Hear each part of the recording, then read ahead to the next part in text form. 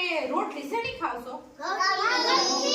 તો એ ઘઉં કેવી રીતે પાકીને તમારા ઘર સુધી આવે છે અને કેવી રીતે એની રોટલી બને છે એના વિશેની આજે સમજ મેળવવાની છે આ ચાર્ટથી. હવે આ ચાર્ટનું નામ શું છે? ઘઉંની મુસાફરી. હવે જુઓ પહેલા છે ને એક ખેતર હોય ને ખેતરની અંદર આ ખેડ થાય છે. ખેડવું પડે ને કોઈ પણ વાવણી કરતા પહેલા આ ખેતરનો ખેડવું પડે. ખેડ્યા પછી એમાં શું કરે છે? ઘઉંના દાણા એટલે ઘઉંની વાવણી કરે છે. શું કરે છે? ઘઉંની વાવણી કરે છે. ત્યાર પછી આ જે ઘઉં છે ને એની અંદર પાણી તો આપવું જ પડે ને. પાણી વગર કોઈ પણ પાક થાય નહીં. એટલે એનો પાણી આપે છે અને જે અંદર નીંદા પણ હોય એ કાઢે છે. વધારાનું જે ઘાસ ઉગ્યું હોય ને એ ઘાસ ઉપાડે છે. ત્યાર પછી ઘઉં મોટા થઈ ગયા એટલે શું કરવું? શું કરવું પડે? વાઢે. વાઢવું એટલે કે કાપણી કરે છે. ઘઉંની શું કરે છે?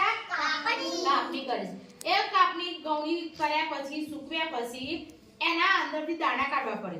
એ દાણા આપણે ઠેસરથી બી નીકળી શકે અને કોઈ પાટી હોય તો પાટિયા પર જોડીને પણ ઘઉંના દાણા છૂટા પાડી શકાય. આ જો આ શું છે? આ પાટિયા પર એ ઘઉંના દાણા છૂટા પાડે છે.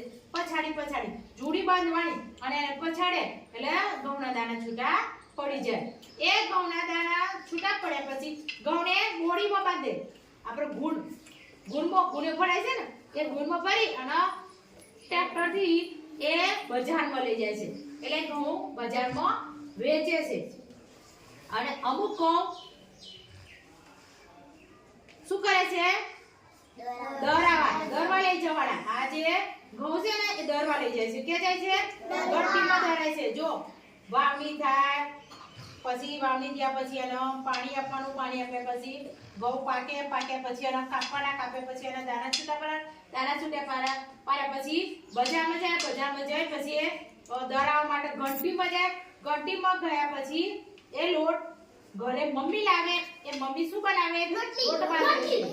લોટ બાંધે છે. લોટ બાંધ્યા પછી મમ્મી શું બનાવે? રોટલી. લોટ બાંધ્યા વગર રોટલી બને ના બને. એટલે રોટલી બનાવે. રોટલી બનાવ્યા પછી જમવા બેઠો છે પહેલો. એટલે તમે તમારી મમ્મી રોટલી બનાવે તો તમે જમવા બેસો ને. પછી જમ્યા પછી એ પાછા વાસણ જાતે ઉટકી નાખે છે, જાતે ઘસી નાખે છે. હવે આ આખી ઘઉંની મુસાફરી. આમાંથી હવે તમારે વાક્યો બનાવવાના છે. શું કરવાનું? વાક્યો બનાવ્યા પછી તમારે જાતે લખવાના. એક ખેતર, આ ખેતર